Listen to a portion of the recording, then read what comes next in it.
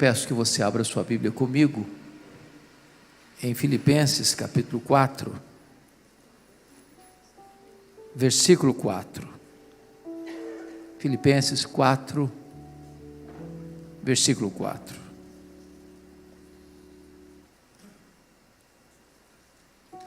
Eu estou acompanhando a versão ARA, Almeida Revista e Atualizada, e nessa versão está escrito o seguinte: alegrai-vos sempre no Senhor.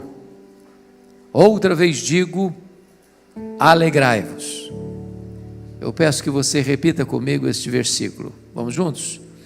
Alegrai-vos sempre no Senhor. Outra vez digo, alegrai-vos. Só as mulheres comigo, vamos lá? Alegrai-vos sempre no Senhor. Outra vez digo, alegrai-vos. Só os homens? Alegrai-vos sempre no Senhor. Outra vez digo, alegrai-vos. Todo mundo? Alegrai-vos sempre no Senhor. Outra vez digo, alegrai-vos. Amém. Bom, eu quero começar pedindo licença a vocês para lhes fazer uma pergunta. Na verdade, uma pergunta pessoal. E eu sei que vocês não gostam de perguntas pessoais. Aliás, nós não gostamos de perguntas pessoais, porque toda pergunta pessoal invade a nossa privacidade. Toda pergunta pessoal nos põe contra a parede. E nós não gostamos que ninguém invada a nossa vida sem pedir licença. Mas eu vou lhe fazer esta pergunta como se nós estivéssemos numa conversa bem particular. E a pergunta é esta: você é uma pessoa feliz? Você é uma pessoa feliz? Bom, não precisa ter muita pressa para responder esta pergunta, porque ela não é tão simples e não é tão óbvia como parece. Eu explico. Nós estávamos visitando em 1991 a missão Quacis-Abantu na África do Sul, onde aconteceu um grande avivamento em 1966. E uma pessoa que nos acompanhava na caravana perguntou à esposa de um dos missionários da missão assim: você é submissa ao seu marido? A mulher deu uma resposta inteligentíssima. Ela respondeu assim: eu posso lhe garantir que o meu marido me ama, mas se eu sou submissa a ele ou não, essa pergunta não tem que ser feita a mim, essa pergunta tem que ser feita a ele. Eu achei fantástica a resposta. Então vou mudar minha pergunta. Seu marido pode garantir que você é uma mulher feliz?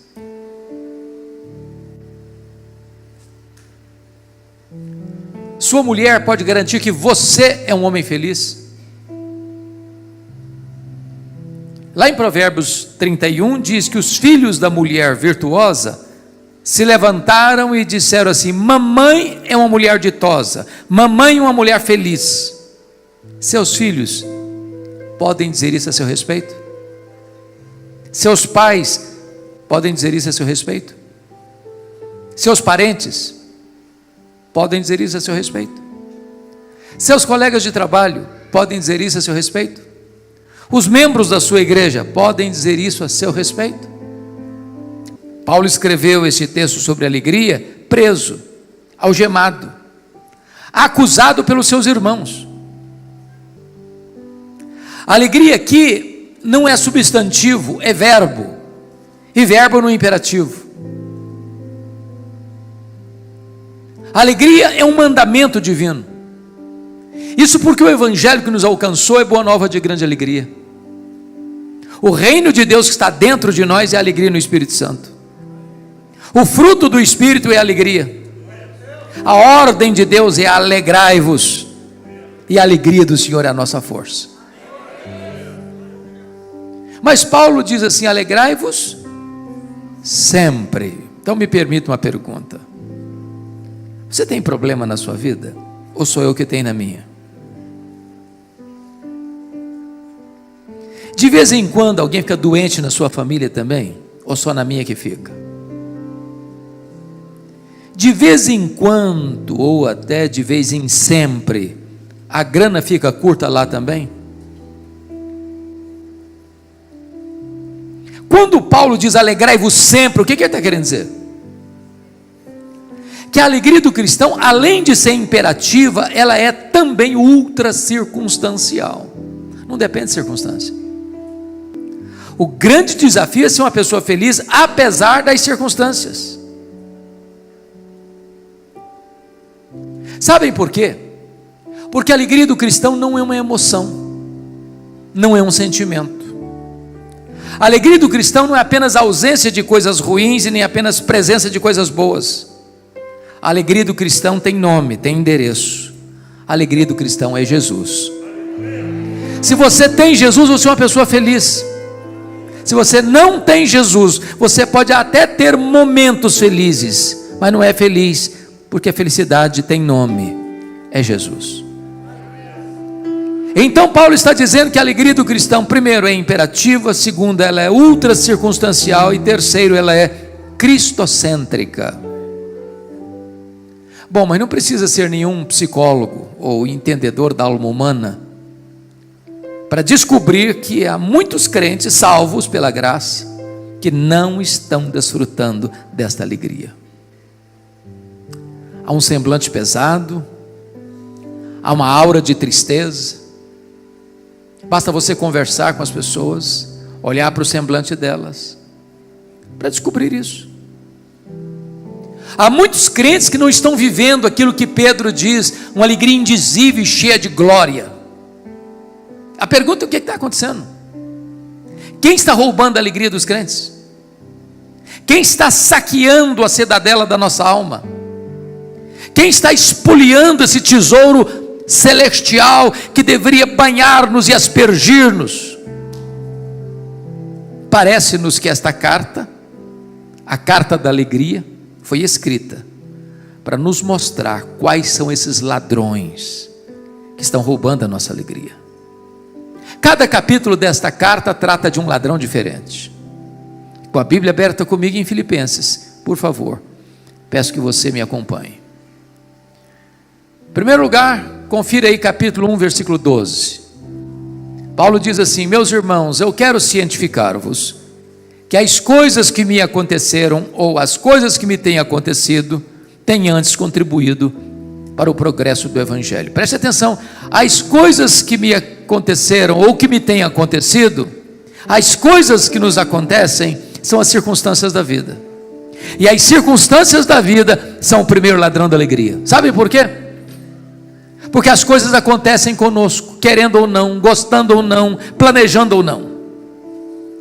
Elas acontecem ao arrepio da nossa vontade, à revelia do nosso querer. Chegam de súbito, sem aviso prévio, e põem às vezes a nossa vida de ponta cabeça. É um acidente grave, é uma doença dolorosa, é um divórcio amargo, é um luto traumático, é um acidente que deixa cicatrizes. Circunstâncias. Imagine comigo, você ainda é um médico por um exame de rotina, e lá descobre que está com uma doença grave. Imagine comigo um pai e uma mãe que criam uma menina com todo o desvelo, e o pai leva essa menina ao altar no dia do casamento, na expectativa de que ela vai construir uma história belíssima de felicidade, para descobrir em seguida que essa menina casou-se com um homem rude, que vai destruir a alma dela, que vai virar um pesadelo na vida dela. Ou imagine um pai e uma mãe que cria um menino com todo amor, e daqui a pouquinho se envolve com amizades erradas, e frequenta lugares errados, e começa a praticar coisas erradas, ou se transforma num dependente químico, ou a vida entra pelo corredor escuro e escorregadio das liberdades sem limites, caindo no abismo da licenciosidade. Se você não tomar cuidado, isso leva embora a sua alegria. Imagine um casamento de 15, 20, 30 anos. De repente um fato acontece e a vida se transtorna. Se você não tomar cuidado, isso leva embora a sua alegria. Circunstâncias. Quando Paulo escreve dizendo: meus irmãos, eu quero que vocês entendam que as coisas que me aconteceram têm contribuído para o progresso do Evangelho. Eu preciso perguntar para Paulo: do que você está falando, Paulo? Do que você está falando? Que circunstâncias são essas? E ele poderia resumir para nós assim: olha, eu fui perseguido em Damasco, eu fui rejeitado em Jerusalém, eu fui esquecido em Tarso, eu fui apedrejado em Listra, eu fui açoitado em Filipos, eu fui escorraçado em Tessalônica, eu fui enxotado de Bereia, eu fui chamado de tagarela em Atenas, eu fui chamado de impostor em Corinto, eu enfrentei feras em Éfeso, eu fui preso em Jerusalém, eu fui acusado em Cesareia, eu enfrentei um naufrágio para Roma, eu fui picado por uma cobra em Malta, eu cheguei em Roma preso e algemado. Mas eu quero que vocês saibam que as coisas que me aconteceram têm antes contribuído para o progresso do Evangelho. Esse homem não crê em acaso, esse homem não crê em sorte, esse homem não crê em determinismo cego, esse homem não crê em misticismo, esse homem não crê em olho gordo, esse homem sabe que a mão de Deus dirige o seu destino. Se nós não olharmos para as circunstâncias da vida fora desta visão da soberania de Deus, se nós não olharmos a vida pelas lentes da providência de Deus, as circunstâncias levam embora a nossa alegria. Paulo vai testemunhar em Filipenses 1 que pelo fato dele estar preso em Roma, 3 coisas aconteceram. Primeiro, as igrejas foram mais encorajadas a pregar. Quando viram Paulo preso, trabalhando mais que eles, estavam livres, eles se mexeram. Segundo, Paulo diz que toda a guarda pretoriana tomou conhecimento das suas cadeias em Cristo. Em outras palavras, o que era a guarda pretoriana? Era a guarda de elite do imperador. Eram os soldados da mais alta patente do império. Eram 16 mil soldados de escol. Gente que trafegava pelos corredores do palácio e tinha influência política no império. Se Paulo estivesse solto, ele jamais teria alcançado a elite de Roma. Nero não sabia, claro, mas Deus o havia constituído em presidente das missões estrangeiras do império, porque botou lá dentro do palácio o maior evangelista da igreja e diante dele o seu auditório. Paulo estava ali sob a égide do imperador Nero, e por isso tinha que ter um soldado algemado com ele todo dia, 3 turnos por dia, durante 2 anos, em rodízio, dando oportunidade a que Paulo evangelizasse toda a guarda pretoriana. Depois de 2 anos, toda a guarda pretoriana estava evangelizada, e ele escreve no capítulo 4, verso 22, os santos vos saúdam, especialmente os da casa de César. Porque Paulo estava preso, em terceiro lugar, ele não podia viajar, como era seu desejo. O que ele fez? Começou a escrever cartas, as cartas da primeira prisão, Efésios, Filipenses, Colossenses, Filemon. Se Paulo estivesse solto, talvez nós não teríamos essas joias na nossa Bíblia. Às vezes você olha para a vida, parece que está tudo de ponta cabeça. Paulo queria chegar em Roma, Deus o queria em Roma, ele tinha planejado chegar em Roma e ali ficar com a igreja, e ali contribuir com o crescimento da igreja, e dali ser enviado para a Espanha, mas ele chegou algemado. O plano dele foi frustrado, mas o plano de Deus não pode ser frustrado. Os caminhos de Deus são mais altos, os pensamentos de Deus são mais altos que os nossos. Então, quando você achar que a sua vida está de ponta cabeça, Deus pode estar escrevendo o capítulo mais importante da sua história.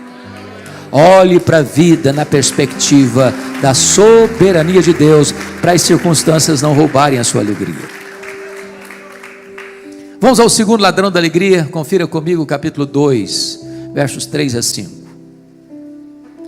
Paulo diz assim: nada façais por partidarismo ou vanglória, mas por humildade, considerando cada um os outros superiores a si mesmo. Não tem visto o que é propriamente seu, senão também cada qual o que é dos outros. Tende em vós o mesmo sentimento que houve também em Cristo Jesus. O segundo ladrão da alegria são as pessoas. E eu preciso admitir, irmãos, que nós sofremos mais por causa de gente do que por causa de coisas. As pessoas nos fazem chorar mais do que as circunstâncias. Sabem por quê? Porque as pessoas nos decepcionam e nós decepcionamos as pessoas. Nós não viemos de uma família perfeita. Nós não somos uma pessoa perfeita. Nós não nos casamos com uma pessoa perfeita. Nós não temos filhos perfeitos. Nós não frequentamos uma igreja perfeita. Logo, nós vamos ter queixas uns dos outros.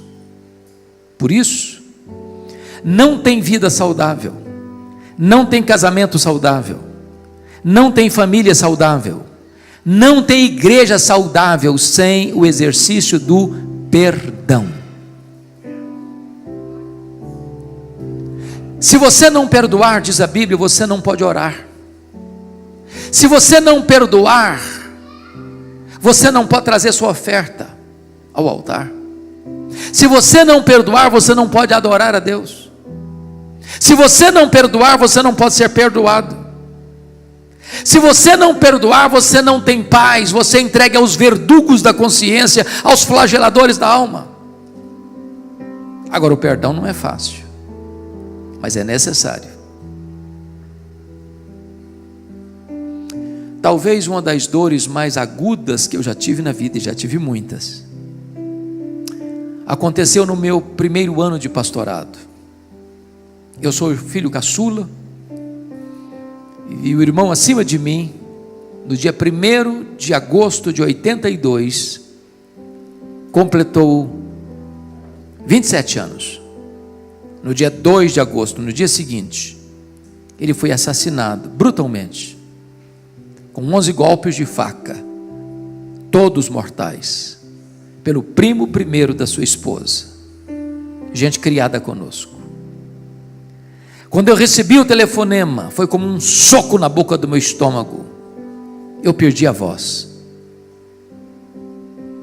Quando Deus me devolveu as forças, a primeira palavra que Deus botou na minha boca foi esta: eu perdoo o assassino. Eu não tinha outra opção. Ou perdoava ou adoecia. Ou perdoava ou minha vida transformar-se-ia no inferno.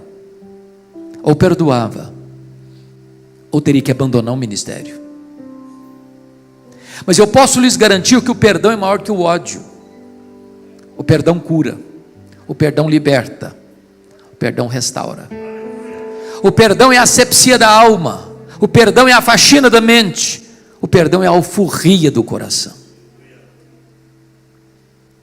Perdoar é uma questão de bom senso, porque se você guardar mágoa, eu posso lhe garantir isso, você vai conviver 24 horas por dia com quem você menos gostaria de conviver na vida. Essa pessoa vai manter você num cabresto, numa masmorra emocional. Você vai chegar em casa cansado para tirar uma soneca, e essa pessoa chega com você e vira o seu pesadelo. Você vai chegar em casa com fome, e a pessoa se assenta à mesa com você e tira o seu apetite. Você vai sair de férias com a família, essa pessoa pega carona com você e estraga as suas férias. A única maneira de ter saúde emocional e espiritual e ser livre é perdoar. Mas tem gente que me diz assim: pastor, é fácil falar disso, mas se o senhor me escutar, o senhor vai me dar razão. Não dá não. Sofri muito, fui muito machucado, muito ferido, muito abusado, tomei muito prejuízo. O senhor vai me dar razão, não dá para perdoar não. Eu só fui entender perdão no dia que eu entendi uma parábola que Jesus contou, a parábola do credor incompassivo. Jesus contou que um rei acertava as contas com seus súditos e encontra um que lhe devia 10.000 talentos. Não tendo com que pagar, o rei mandou vender seus filhos. O homem disse: tem misericórdia de mim. E o rei teve misericórdia dele e perdoou a dívida de 10.000 talentos. Lá na frente, aquele homem perdoado encontrou um conservo que lhe devia 100 denários. Também não tinha com que pagar. Pediu mercê, misericórdia, e o homem perdoado disse: não, eu não perdoo, não, eu não tenho misericórdia, não, paga o que me deves. O rei ficou sabendo disso, ficou muito irado, mandou chamá-lo e disse: servo malvado, eu te perdoei a dívida de 10.000 talentos e não perdoaste o teu conservo 100 denários? Pois serás entregue aos verdugos, aos flageladores, até que pagues o último centavo. E a parábola termina assim, Jesus contando: assim vosso Pai Celeste vos fará, se do íntimo não perdoardes uns aos outros. A parábola terminou, e eu não entendi quase nada, Sabe por que eu não entendi quase nada? Eu não sei quanto vale 10.000 talentos, eu também não sei quanto vale 100 denários, não é a minha moeda. Ficou dito pelo não dito. Na verdade, Jesus não contou uma parábola, ele contou uma hipérbole. Era impossível que um judeu no primeiro século devesse 10.000 talentos. O que são 10.000 talentos? Um talento são 35 quilos de ouro. 10.000 talentos são 350.000 quilos de ouro. Para vocês terem uma ideia, todos os impostos da nação durante um ano eram 800 talentos. 10.000 talentos eram todos os impostos da nação durante 13 anos. Naquela época o salário de um trabalhador era 1 denário por dia. Para um homem ganhando 1 denário por dia juntar 10.000 talentos, ele teria que trabalhar 150.000 anos. Em outras palavras, a dívida do homem era o quê? Impagável. Mas por que Jesus contou esta parábola com a cifra tão grande? Porque este é o tamanho da sua, da minha, da nossa dívida com Deus. Ela é impagável. Entretanto, Deus nola perdoou e perdoou completamente. Bendito seja Deus.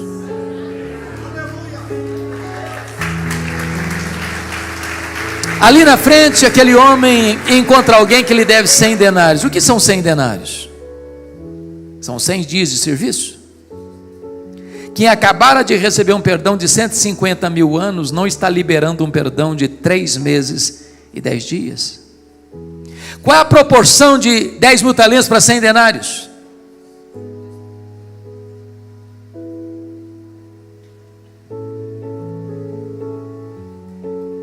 É só você fazer a conta para você perceber que são milhares e milhares e milhares e milhares de vezes maior. Sabe o que Jesus quer dizer com isso? Você nunca pode dizer para alguém: eu não perdoo você, eu nunca vou perdoar você. Sabe o que a Bíblia ensina? Que você e eu devemos perdoar assim como Deus em Cristo nos perdoou.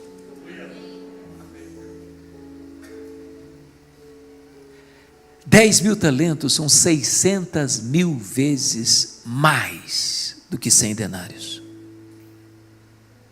E sabe o que a Bíblia diz? Que Deus perdoa os nossos pecados e deles não mais se lembra. Talvez você diga: pastor, mas é aí, exatamente aí que eu me encrenco. Porque perdoar até que eu perdoo, mas esquecer não esqueço não. E eu lhe pergunto nesta noite: você não esquece mesmo? Porque se você não esquece, eu tenho uma boa notícia para lhe dar. Significa que você não tem amnésia.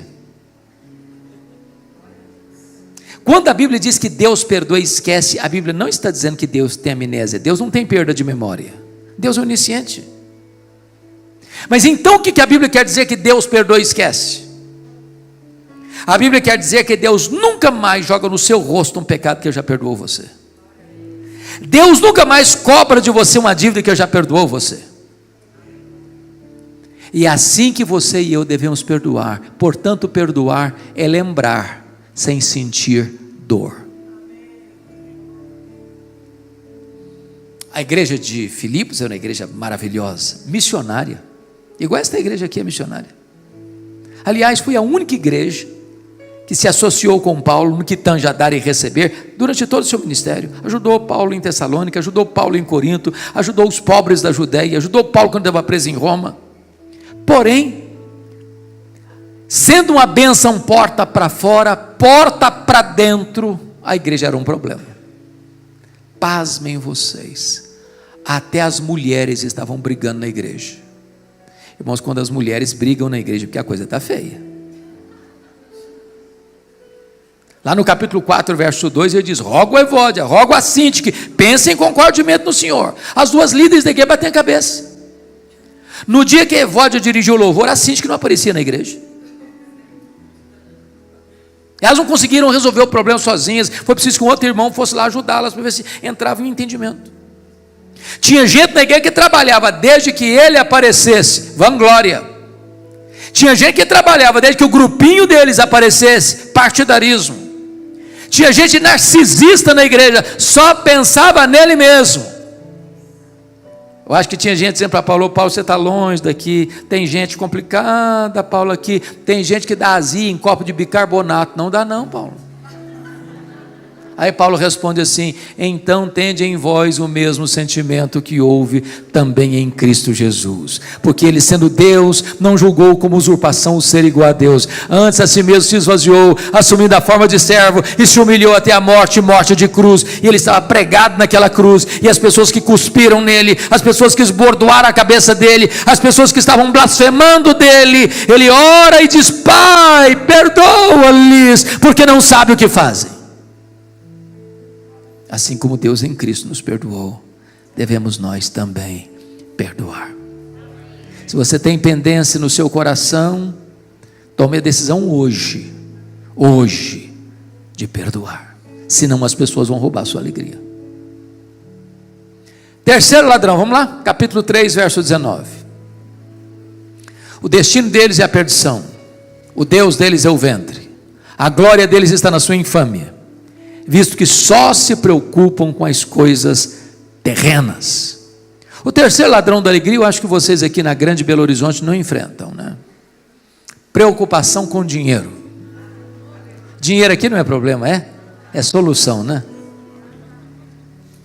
Mas me permita só uma perguntinha. Alguma vez você já brigou com a sua mulher ou discutiu com a sua mulher por causa de dinheiro?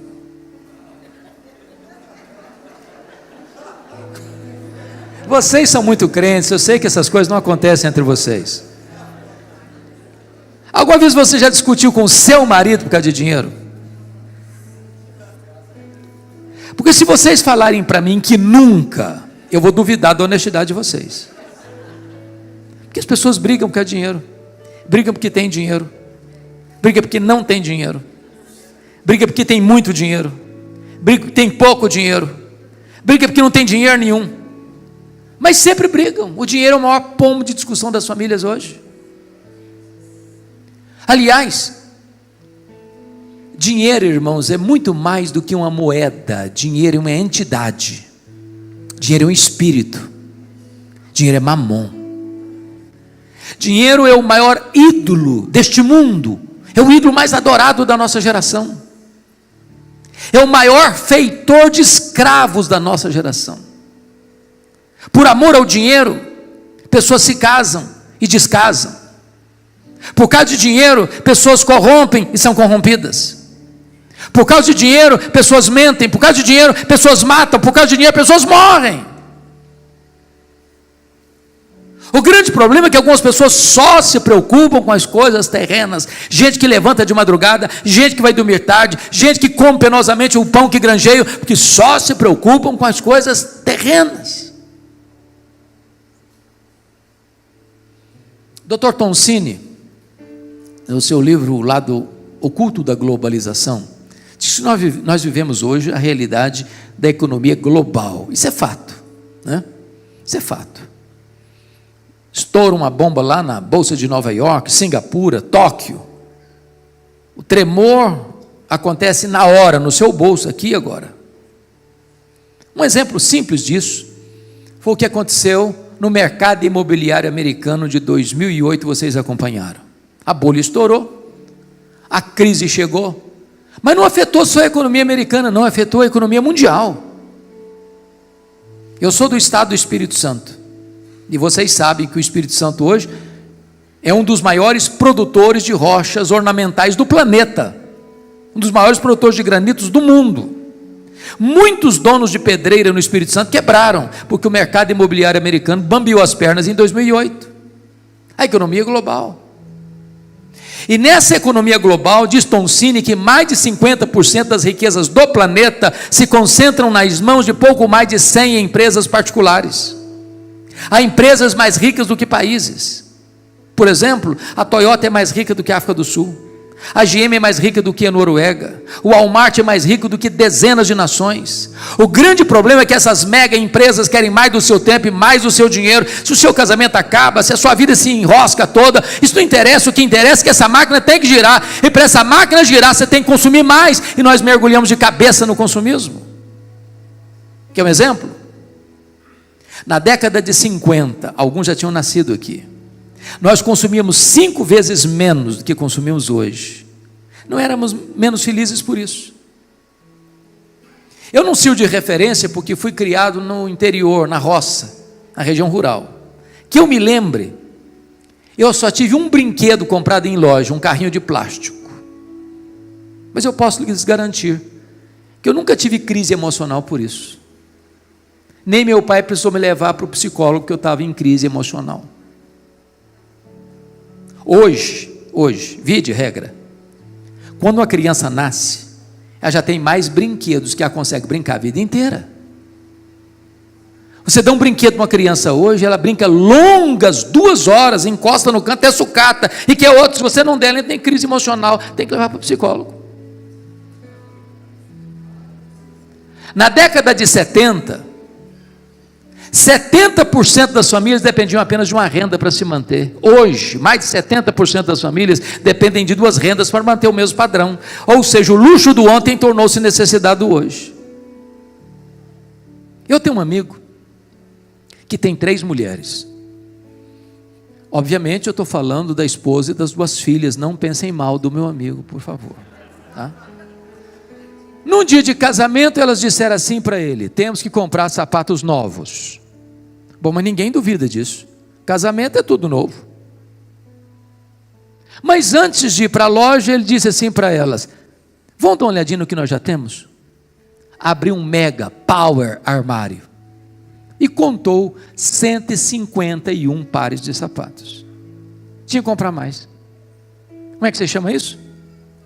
Consumismo. Então vou lhe dar uma definição de consumismo. Consumismo é quando você compra o que você não precisa, às vezes com dinheiro que você não tem, para impressionar pessoas que você não conhece. O grande problema é que algumas pessoas só se preocupam com coisas terrenas.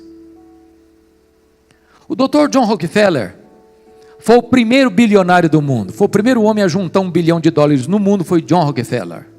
Ele disse assim: o homem mais pobre que eu conheço é o homem que só tem dinheiro. Talvez as pessoas mais felizes do mundo são aquelas que chegam em casa cheirando graxa e comem um bom prato de arroz com feijão e dormem a noite toda bem dormida. Quando Rockefeller morreu, um curioso foi ao cemitério e ele deu um jeitinho de encostar no contador do Rockefeller, que também estava presente, para fazer uma pergunta. Ele encostou bem e perguntou assim: e aí, cara, me conta aí, quanto é que o Dr. John Rockefeller deixou? O contador espantado olhou para ele e disse: você não sabe? Falei: não, me conta. Rapaz, ele deixou tudo, ele não levou nem um centavo. Não tem gaveta em caixão, não tem caminhão de mudança e enterro. A Bíblia diz que nós não trouxemos nada, nós não vamos levar nada, portanto, tendo o que comer, o que beber e o que vestir, com isso estejamos contentes, porque a piedade com contentamento é grande fonte de lucro, mas o amor do dinheiro é a raiz de todos os males. Paulo diz em 1 Timóteo 6, que o dinheiro é buscado pela sociedade por dois motivos. Primeiro, as pessoas buscam segurança no dinheiro. O dinheiro dá conforto, o dinheiro de uma casa bonita, o dinheiro dá viagens maravilhosas, o dinheiro paga diárias de hotéis maravilhosos, o dinheiro leva você para os restaurantes mais caros, para usar as roupas de grifes mais requintadas, mas o dinheiro não protege você. A seta da morte atinge o palácio mais alto, com as trancas mais seguras. Esta pandemia provou isso. Um dos aspectos que mais me marcaram nessa pandemia foi que um dos mais ricos banqueiros do mundo morreu de Covid. E a filha disse: o que é mais triste é que o meu pai, sendo dono de um império econômico, morreu por aquilo que é de graça, o ar nos seus pulmões. Outras pessoas pensam que o dinheiro vai trazer felicidade. E Salomão, que foi o rei mais rico, que ajuntou fortunas, diz que ele procurou a felicidade na bebida, procurou na riqueza, procurou no sexo, procurou nas aventuras, procurou nas realizações e na fama, e descobriu que tudo isso não passava de vaidade, um vapor, uma bolha de sabão. E eu não estou dizendo que a riqueza é ruim, não, a riqueza é uma bênção. A Bíblia diz que é Deus quem dá riqueza, é Deus quem fortalece as nossas mãos para adquirirmos riquezas. Riquezas e glórias vêm de ti. A riqueza é uma bênção, desde que ela seja servo e não patrão. O problema não é ter dinheiro, o problema é o dinheiro nos ter. O problema não é possuir dinheiro, o problema é o dinheiro nos possuir. O problema não é dinheiro como instrumento, o problema é dinheiro como Deus. A Bíblia diz que se você amar o dinheiro dele, nunca você vai se satisfazer, nunca, nunca, nunca. Sabe por quê? Só Jesus pode fazer você feliz. O dinheiro é bom, mas o dinheiro não faz você feliz. Quem faz você feliz é Jesus, é Jesus, é Jesus. Então, se você botar o coração no dinheiro, ele vai roubar a sua alegria. Vamos ao último ladrão da alegria? Capítulo 4, versos 6 e 7. Veja aí comigo. Não andeis ansiosos de coisa alguma, em tudo, porém, sejam conhecidas diante de Deus as vossas petições pela oração e pela súplica, com ações de graças, e a paz de Deus, que excede todo entendimento, guardará o vosso coração e a vossa mente em Cristo Jesus. Bom, o quarto ladrão da alegria é a ansiedade. E me permita uma pergunta. Conforme o Lucas já disse aqui hoje, a doença deste século, ou a doença da nossa geração, não é Covid, é depressão, é ansiedade, atingindo pessoas de todos os estratos sociais, de todas as faixas etárias, e de todos os credos religiosos. Irmãos amados, eu vou falar baixo, porque tem criança aqui hoje. Até as crianças estão ansiosas. Também puderas. Hollywood fez uma pesquisa, e descobriu que as crianças gostam de filmes, de brinquedos e de jogos de ação. Eu até lhe garanto que se você for assistir tudo que passa hoje de programas infantis, você não dorme de noite com a luz apagada. As crianças estão estressadas. Eu gosto muito de brincar com as crianças. Um dia eu cheguei na igreja, tinha uma criança brincando assim, tranquila, aparentemente. E eu me aproximei dela e disse assim: que vidona, hein, filha? Ela voltou-se brava para mim e disse: o senhor é que pensa. Eu falei: coitada, a menina estava estressada. Eu estava pregando em São Paulo há um mês e pouco, no intervalo de uma palestra para outra, subi para tomar um cafezinho, tinha um menino uns 10 anos fazendo uns desenhos, eu falei: e aí, filho, como é que está a vida? Estou estressada, pastor, muito estressada. Eu falei: que é isso? Sabe o que significa a palavra ansiedade na língua grega? Estrangulamento, puxar em direção ao poste e sufocar, apertar o pescoço, tirar o oxigênio. Tem muita gente assim. E Jesus foi categórico em dizer que a ansiedade é inútil. Porque por mais ansioso que você esteja, você não pode acrescentar ao custo da sua vida 45 centímetros, um côvado. E mais, ela é prejudicial. Sabe por que prejudicial? Ansiedade é quando você se preocupa, sofrendo hoje, por um problema que talvez aconteça amanhã. E 70% dos assuntos que nos deixam ansiosos nunca vão acontecer. Mas a gente sofre assim mesmo. Quando eu era seminarista em Campinas, um dia eu levantei de madrugada para tomar água, o bebedor ficava no corredor, e eu me levantei, de pé por pé, para não acordar ninguém. De repente eu olho a porta do quarto de um colega aberta, e quando eu olhei, ele estava chorando, mas chorando mesmo, a cântaros, convulsivamente, soluçando. E eu entrei apressadamente, disse, o que aconteceu? Morreu alguém da sua família? Tem alguém no hospital? O que está acontecendo? Ele disse, eu estou com medo da minha mãe morrer. Eu falei, qual o problema dela? Não, ela não está doente não, só estou com medo dela morrer um dia. Eu falei, rapaz, deixa sua mãe viver, homem. Tem 40 anos disso, a mulher está viva até hoje. Pior do que isso, uma mãe que entrou no meu gabinete com a criança de 3 anos, uma menina de 3 anos no colo, chorando, não era a criança chorando, a mãe chorando. Falei, o que está acontecendo, mãe? O que houve? Eu estou com medo da minha filha crescer e não casar. Falei, mas nem cresceu ainda. Ansiedade. Como é que resolve isso? Qual o remédio para isso? Paulo diz, não andeis ansiosos de alguma coisa, é isso? Não andeis ansiosos? Coisa alguma. E o que é coisa alguma? Não é coisa alguma, não precisa botar a legenda não, está claro. Como é que resolve isso então? Ele diz, em tudo porém sejam conhecidas diante de Deus as vossas petições, pela oração, pela súplica, com ações de graças. A palavra orações aí, no grego, é a mesma palavra para adoração. Então ele está falando de 3 coisas.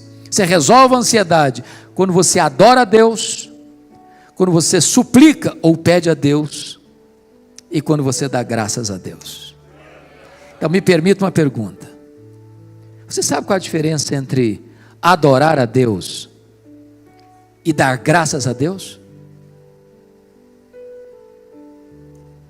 Você adora a Deus por quem Deus é, e você dá graças a Deus pelo que Deus faz. Então eu vou fazer uma oração de adoração, o que Paulo mandou fazer, para resolver o problema da ansiedade. E eu chego para Deus e digo assim, meu Deus, eu quero te adorar, porque Tu és o Deus da minha vida. Tu és o meu Criador, Tu és o meu provedor, Tu és o meu protetor, Tu és o meu consolador, Tu és o meu redentor. Eu quero te adorar por quem Tu és o único Deus vivo e verdadeiro, Tu és o Deus autoexistente, Tu és o Deus infinito, Tu és o Deus imenso, Tu és o Deus eterno, Tu és o Deus imutável, Tu és o Deus onipotente, Tu és o Deus onipresente, Tu és o Deus transcendente, Tu és o Deus soberano, Tu és o Deus de amor, Tu és o Deus de misericórdia, Tu és justo, Tu és bom, Tu és verdadeiro, Tu és a minha alegria, Tu és a minha paz, Tu és a minha justiça, Tu és a minha herança, Tu és a razão da minha vida, em nome de Jesus, amém. Aí eu termino essa oração e digo assim para Deus, oh Deus, mas eu estou tão ansioso, Senhor, não combina mais, combina não, ou você retira a oração, ou retira a ansiedade. Sabe qual a maior necessidade da igreja, irmãos? É conhecer a Deus. Dr. A.W. Tozer diz que o maior problema da igreja é que ela passa a maior parte do tempo olhando para o seu próprio umbigo, tomando o seu próprio pulso. Mas o povo que conhece a Deus é um povo forte e ativo. Quem é o seu Deus? Quão grande é o seu Deus? Quão magnífico é o seu Deus? O seu Deus é aquele que mede as águas na concha da sua mão. O seu Deus é aquele que pesa o pó das montanhas em balança de precisão. O seu Deus é aquele que mede os céus a palmos. O seu Deus é aquele que espalha as estrelas no firmamento, e por ser forte em força e grande poder, quando as chama pelo nome, nenhuma só delas vem a faltar. O seu Deus é aquele que olha para todas as nações da terra e considera todas elas como um pingo que cai num balde, como um pó numa balança de precisão, como um vácuo, como nada, como menos do que nada. Este é o seu Deus, este é o seu Pai, que está dizendo para você: não ande ansioso de coisa nenhuma, não ande ansioso.